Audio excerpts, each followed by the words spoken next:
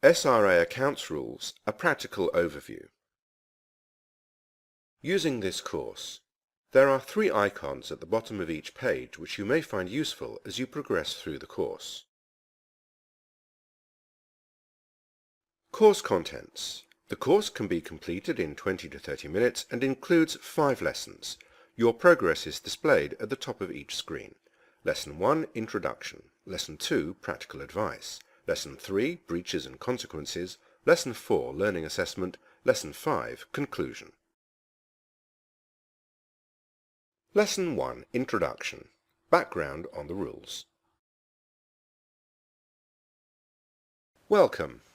Hello and welcome to this SRA Accounts Rules Practical Overview.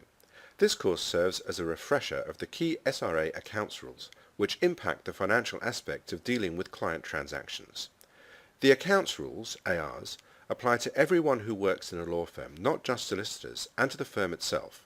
There are serious consequences for non-compliance. Therefore, it's important to review and familiarize yourself with the key principles and firm policies covered in this course. Primary purpose of the ARs. The SRA accounts rules do not exist for the firm's benefit, for any individual lawyer's benefit, nor for any other employee's benefit. According to Rule 1, the primary purpose of the ARs is to benefit clients by ensuring that every penny of their money is kept safe. This aim must always be kept in mind in the application of the rules.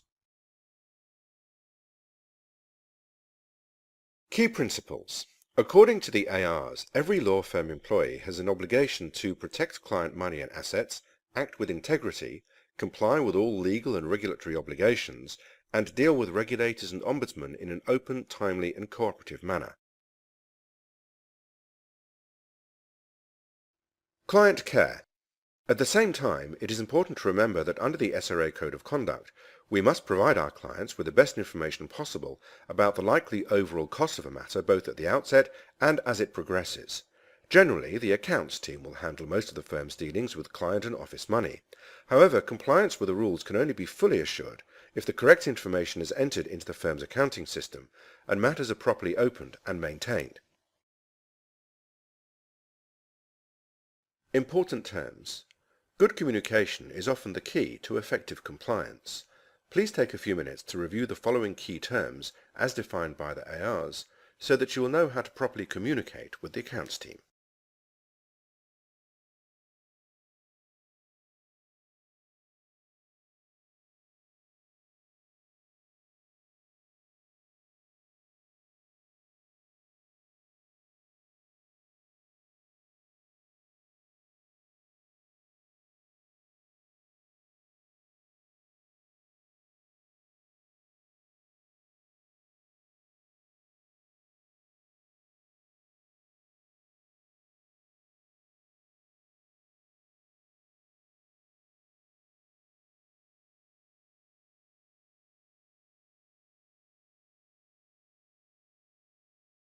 Lesson 4.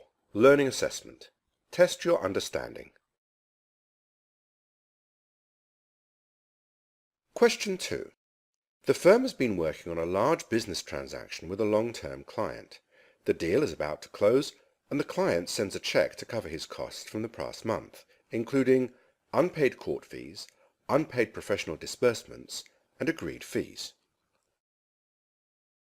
How should the firm bank this money?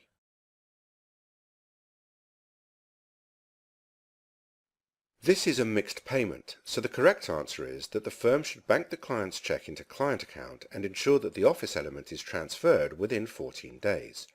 The reason for this is because of the composition of the funds. The ARs do not allow the entire sum to be paid into office account unless the client money element consists only of unpaid professional disbursements. Since this check also includes client money in the form of unpaid court fees, the whole sum cannot be banked into office account. The check is meant to cover unpaid court fees, client money, unpaid professional disbursements, client money, and agreed fees, office money.